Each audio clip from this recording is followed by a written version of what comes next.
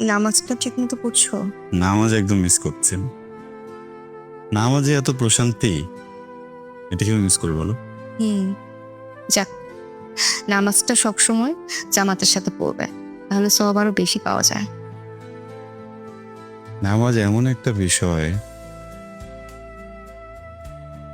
যখন বান্দা তার রবের সাথে সরাসরি একান্তে কথা বলে, হুম। তার কাছে সকল গুণের জন্য ক্ষমা চায় এবং সকল প্রাপ্তির জন্য কৃতজ্ঞতা জানায়। হুম। নামাজ এমন একটি ইবাদত যার মাধ্যমে দুশ্চিন্তা দূর হয়, প্রশান্তি নিয়ে আসে, আত্মা পরিশুদ্ধ হয়। দৈনিক 5 ওয়াক্ত নামাজের মাধ্যমে বান্দা সৃষ্টিকর্তাকে স্মরণ করে। আমার ভাবতেই খুব ভালো লাগে যে আমার পরিবারের প্রত্যেকটা মানুষ এখন 5 ওয়াক্ত নামাজ পড়ে। মাশাআল্লাহ।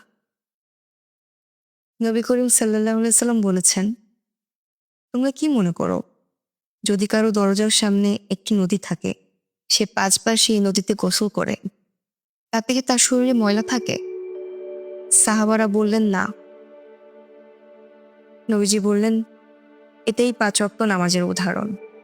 আল্লাহ এর দ্বারা পাপ দূর করে দেন। বাহ! ইরা, হুম। আজানের সময় হয়ে যাচ্ছে। তুমি কি বাড়িতে রেখে আসি? ও হ্যাঁ।